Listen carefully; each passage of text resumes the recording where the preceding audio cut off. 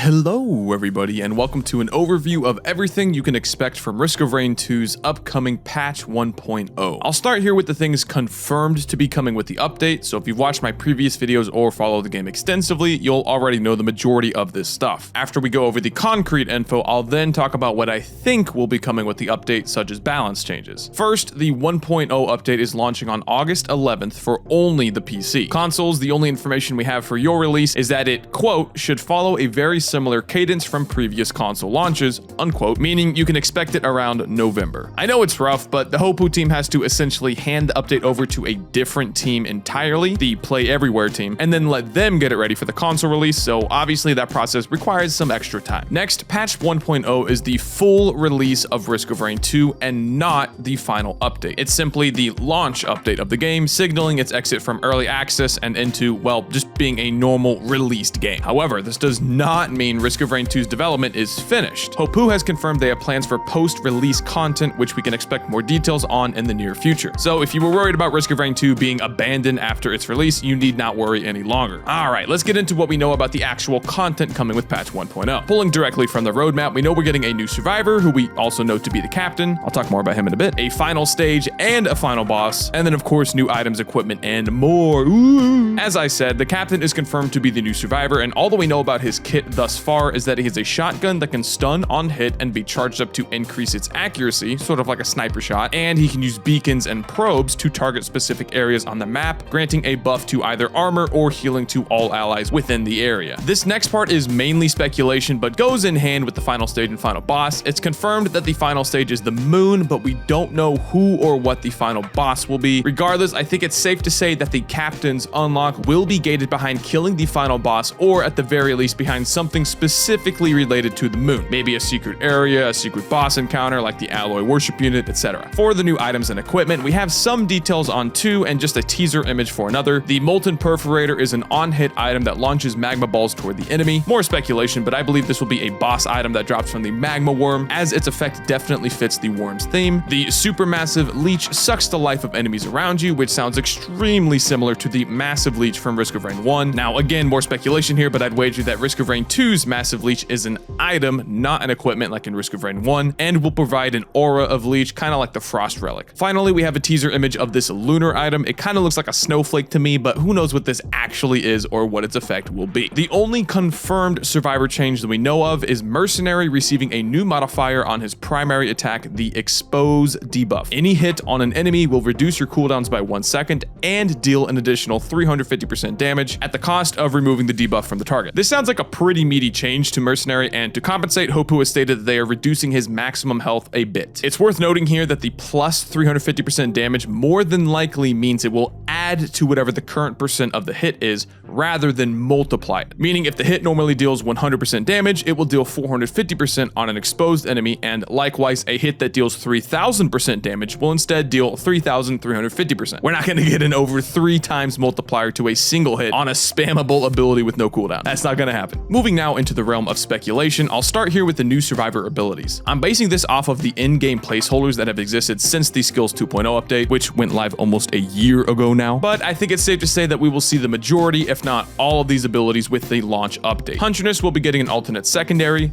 Multi gets a new secondary, utility, and special, Mercenary gets a utility, Artificer gets a utility, Loader gets a special, and finally Acrid also gets a new special. Again, things very well may be different when the update releases, but I'd wager that every little wrench icon we currently see in the game will be completed with this update's launch. Speaking of which, for items and equipment, there are only 3 of those wrench icons, and hey, look at that, we've already talked about 3 items or equipment. Now, here is some pure conjecture, but I think we'll be seeing more than 3 new items with the update. Probably not some crazy amount like 10 or 20, but you know, about 5 or so. After all, they did delay this update to make it the best possible release. For the final boss, honestly, I have no idea who it's going to be. It could be the fully fledged lunar heretic whose items we've been receiving with every update. It could be some new version of Providence from the first game. It could be Joe, Destroyer of Worlds. For all we know, let your mind run wild, because that's all we've got for now. For any potential balance changes, I don't think we'll be be seeing any nerfs to items, only some medium buffs, and maybe 1 or 2 reworks. The reason I'm expecting 0 nerfs is because the items and equipment that we have, A, already had the respective balance pass, F in the chat for the old sticky bombs boys, or B, have existed long enough that if Hopu deemed them too strong, they would have already been nerfed or changed by now. So I believe that we'll only see buffs or the occasional rework to items. Now,